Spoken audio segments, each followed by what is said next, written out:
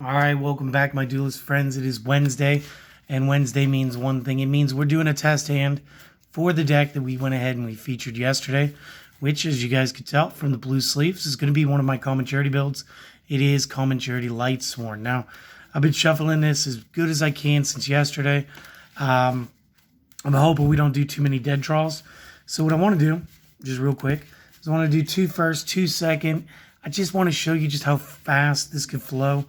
And maybe even see if we can get Starleaf Seaford play to pop off to show you guys why that was so important, a card to be released as a common, at least for this format. I mean, obviously that helps it get more, what is the word I'm looking for? Circulated. Get more of the copies of the card into circulation so that it is more available to all of you duelists. Because, you know, that's one of the things that really keeps some players from being the best player they could be, is just not having the funds to go after these cards when they're like 20, 30, 50, $90, you know? So let's do it. Let's have some fun. And then tomorrow I got we had to change up plans. And I've got kind of a casual-ish, kind of competitive-ish. It kind of skirts between the two deck. It's more casual than competitive, but you might do well at locals with it. So it's more than just my usual build. So we'll check it out. I'm not going to be doing test hands because we do got to do a loot report this month sometime. So I got to get that in. So real quick, we're going to go first. I'm going to take the top 5, and we're going to see what we would get. So we got our Seaford, whatever. Fellis, Lila, Fusion, Charge, all good cards. Again, kind of weird that we get the Instant Fusion going first. I like the fact that I know it's not going to get milled, so going into turn 2 is going to be a pleasure. First thing I would do, as always, is just Charge. First thing I'm looking for is, can I get Lila on board? So just real quick, or sorry, not Lila, but Lumina. So there's going to be my Seaford, there's my Seaford, and there's my Breakthrough. So again, nothing game breaking yet. And in fact, there's not going to be any targets for Lumina, which could be a problem. I would still grab Lumina just because that's my playstyle. Wow, I've been shuffling and it still looks pretty well organized. So I'm going to separate some stuff here. And then to prove that I'm actually randomizing, let's go ahead and do a few shuffles, always taking from the top to throw bottom. Somebody mentioned that when I do it like this, sometimes it looks like I might be palming a card, and I promise that's not the case. So what I'm going to do is I will, well, no, doing that's still bad. I will always take from the top and shuffle downward to try to alleviate that.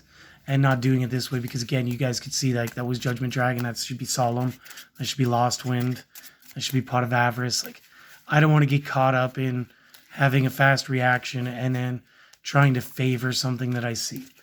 So thanks for showing me that. It's nothing that's been called out in the comments. It's just a handful of you really watch out for me and always giving me tips and advice to be better than the last time. So I do appreciate it.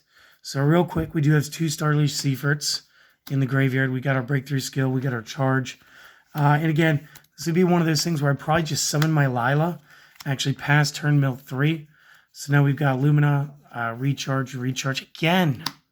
Super stacked looking. I don't know what would happen during the off turn here. So let's just pretend, you know, everything was a loss. You go into your turn. You have another Charge. Now, the thing is, you actually have plays.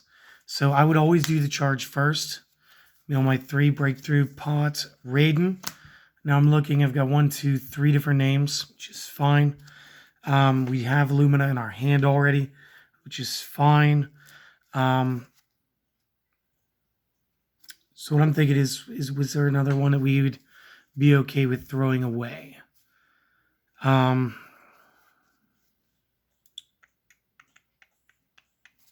I don't know how it would benefit me. And you guys will probably correct me later on what the better choice was here. but I would be just trying to find another name. So I'm thinking like Raiden. No, because Raiden's already there. Let's go with Aaron because I see her right here. Just one chunk there. And then all I would do is I would build up a board. I would go like Lumina, Pitch Fellas Lumina, which could get us into our Dante now. We could also then pitch the Aaron to go ahead and grab for Fellas. So let's just go ahead, stack all this, do your Xyz play.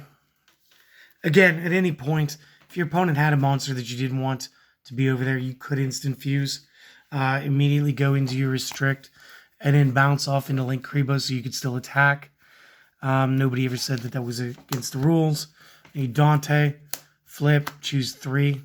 Basically, I want to see Judgment Dragon go, which we didn't see. We get the Wolf this time. So we'd have 25, 21, 11, so 46, 67.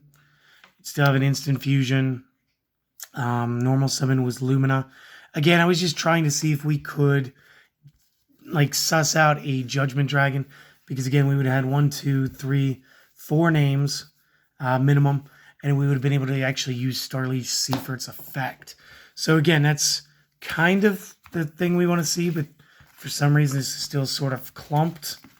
So let's get back in there and just give it a random Mad Hat shuffle. And then we're going to do one I haven't done forever, which is the over-under separation. You know what? We might have to make a how-to and add it to the how-to series and talk about shuffling. This way you don't get called out for potential cheating. So again, when I do the over-under, I just take one and we just basically invert like the whole deck. And then what I'll do is then I'll cut the deck afterward, because I did see the bottom card of this. And again, I didn't do the count, but I always forget if you go under first, if it ends up top after. It does. So again, we'll just do that. So the card's a mystery. We'll get our 5 cards. And we'll try this one more time. So again, going first, much better. So what this will allow us to do is, number 1, we just set up a back row. 2, we're going to play Raiden. We're going to bop the 2 for Raiden. Fellas is going to come up from an effect. We are going to lose a strike. But hey, boom. We have an immediate turn. We can't Xyz to rank 4. We cannot Synchro because, of course, we don't have any 8s. Plus, they're both tuners. But this is actually a really great setup going into turn 2. Plus, you still have your Monster Reborn left over. And Raiden does mill 2 at the end of the turn. So we would also lose this Lila and this breakthrough skill in between. And then we could draw into Jane. So we could do some Synchro if we had an 8. Where we could link 3, technically link 4 already. Just based off that alone. So that was the better going first hand. So glad for the under-over. Let's do some traditional shuffling like this. Again, when I do this, I do take the bottom and I do toss the top over a little more. So I do try to do it at an angle so I can't see the cards. It just is what it is. And like I said, I think I'm going to make a tutorial on shuffling. Just like everybody kind of gets it. Not that anybody here, I don't think any of us are cheating at a children's card game. I don't think for any of us on this channel it's that serious. But that isn't to say people haven't done it in the past. Because they played this as a sport. And some people say if you're not cheating, you're not trying. But I think you got to take that random chance element to the game. And that's why I never rehearse these test draws beforehand. Just kind of go with the flow. And then, again, there's so many of you out there that are just lovely. And you guys come back and you tell me what I could have done better. And, you know, we expand our horizons together. And I love it. So, okay, one more. Do the half cut. From now on, we're going to go second. And again, I don't know. You want to pretend that there's a field? We can. If you don't want to and you just want to goldfish, we'll goldfish against my my cup of tea. What do we got today? We got the sore throat tea. And our hand is absolute poopy sticks. So what are we going to do? We're going to draw our card, immediately increase the viability of our hand. I already know I want to discard the Starleash Seafort for the Lumina effect. I want to see some Lightsworn go off the charge. So I'm going to start. We're going to go ahead. We're going to activate Charge of the Light Brigade. We're going to mill our 3. I'm going to get Aaron Breakthrough Skill in Lumina. That's great. Which means I'm definitely going to drop JD and Starleash. Which means I need to come up with another name. Let's come up with Fellis, because I think if we discard Fellis at some point instead, we can, because our opponent should have played a monster. I think Fellis is mill 3 with the destruction, putting herself in the discard pile, is actually going to be the most beneficial move here. And this way we don't have to try to pass. We could still go into our Dante off the double Lumina. So there's plenty of options to try to get this double Judgment Dragon. This might be our OTK turn, where the deck does everything it's supposed to. And again, it does really want to go second, just because this really does help. And even though we're talking about going for the OTK, can we talk about how the breakthrough skill's actually in the graveyard? So, not this turn, but, looking forward, we actually have the ability to use it from the discard pile. Oops, sorry. There we go. So, okay. And then our charge is gone. So, let's do it. Let's take our challenge. We're going to go Lumina. We're going to pitch Starleash for Lumina. And then, because we have Aaron in the discard pile, we discard Fellis to summon Fellis. And I do believe I went over this once. As long as there's already a legitimate target for the Lumina's effect, and of course this was the first one, this is the second one, the card discarded can be resurrected so long as a legitimate target already existed. Otherwise, we couldn't activate the effect. Now, in order, you go ahead, you try to take care of your opponent's monster real quick. Then you mill 3, Lost Wind, Lila, and Aaron. So, boom. We've already got our 1, 2, 3, 4 different names, which is very cool. Unfortunately, if we blow up the field right now with a JD, because again, we have to assume that there were other cards. If there weren't, great. It's instant win. You drop both JDs, and the extra 2K right here is instant 8. That's fine. But this looks like it's going to shape out to a two-turn orientation unless we can mill the 3rd Judgment Dragon, which is what I want to see. So, we're going to go ahead. We're going to Xyz into Dante. We're going to go ahead and pitch the Lumina. We're going to mill 3. And we did not get it, which is fine. It's fine. And again, still could be game if your opponent didn't have any back row, at which point you'd special summon up your judgments. Now, let's say they didn't expect you to have the 2nd judgment. There is a way to play out, because what could have happened at this point is Nibiru. If I was holding Nibiru and I was playing against somebody who just happened to be playing their common charity deck and I'm playing my regular deck, I might Nibiru the field. And if that happened, you would be able to then use the Starleash Seafort, come back, bring back this JD, play it, detonate, and still play through doing the 6,000. I just wanted to make that clear. Otherwise, you detonate, take out any back row, set up your other JD, and end up on your Solemn Strike. And again, that's going to be the picture for today's video. Because again, this was just crazy cool. And it almost had the potential, if we could again just milled the last JD. Where was he? Okay, cool. It's not like I missed him by like 1 card.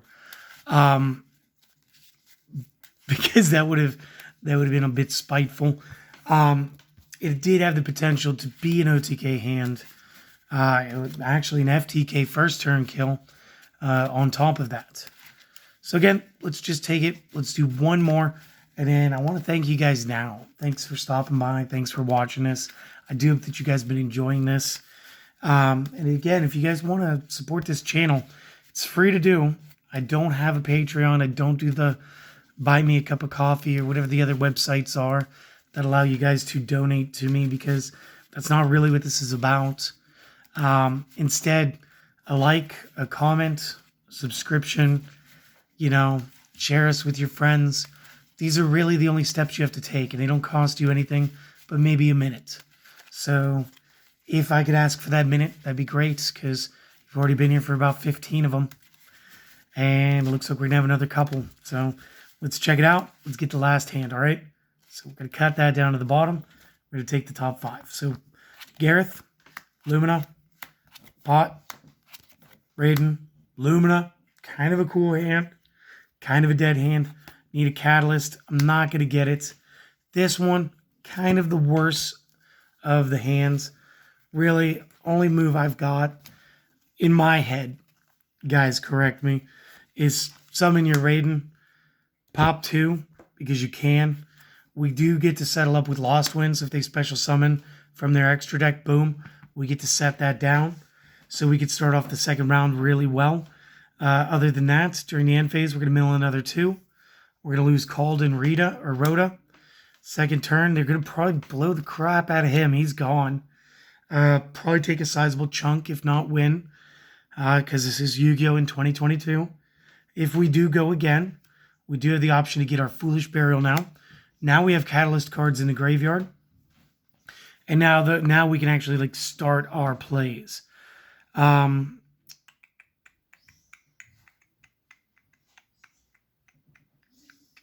So how do we want to start our plays? We're going to use Lumina. Pitch Lumina for Lumina since Raiden exists.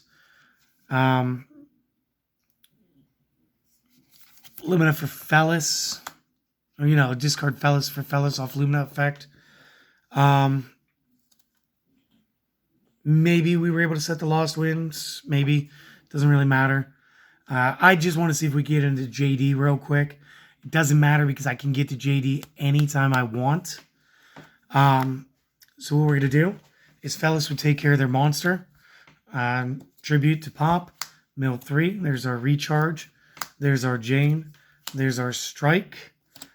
We're going to go ahead and stack Luminas.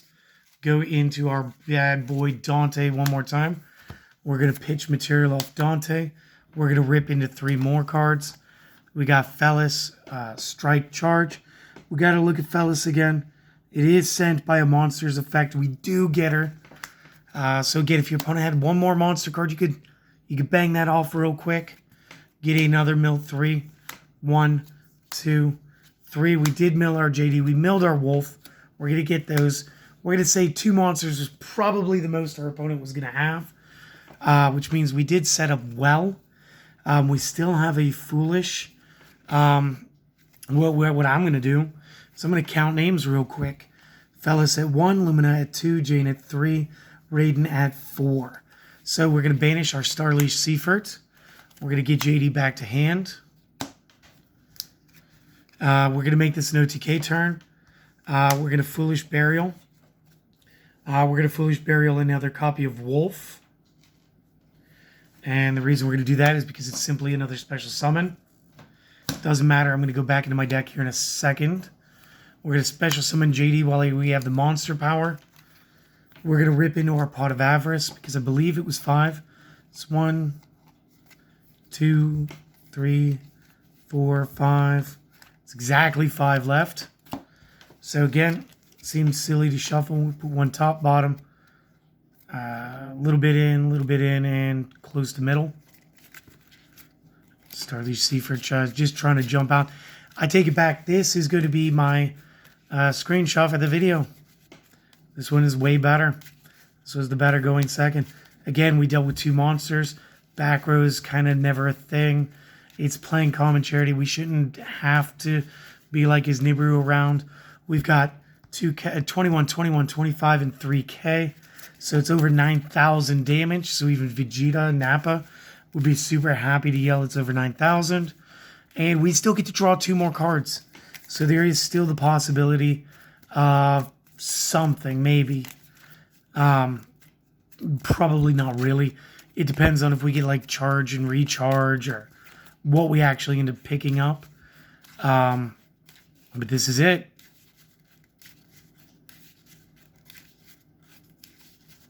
And the cut and the 2. Jane and instant fusion. Well, I'll tell you what. If they still had a monster, you'd definitely be able to get out your Link Karibo after you restrict. But this would be your hand afterward. This would be your field. Just loads of damage. Guys, if you like these test hands, check out yesterday's deck list if you haven't already. And regardless of whether or not you do any of the favors I asked for earlier, I'm going to ask you one more now. This is the important one. I want you guys to go out and try to have a great day today. I want to thank you guys for stopping by. And I just want you guys to enjoy the rest of your day. So hopefully I get to see you guys tomorrow. And hopefully you guys will come back and see that semi-competitive deck list I've got for you. So hopefully see you then. And later.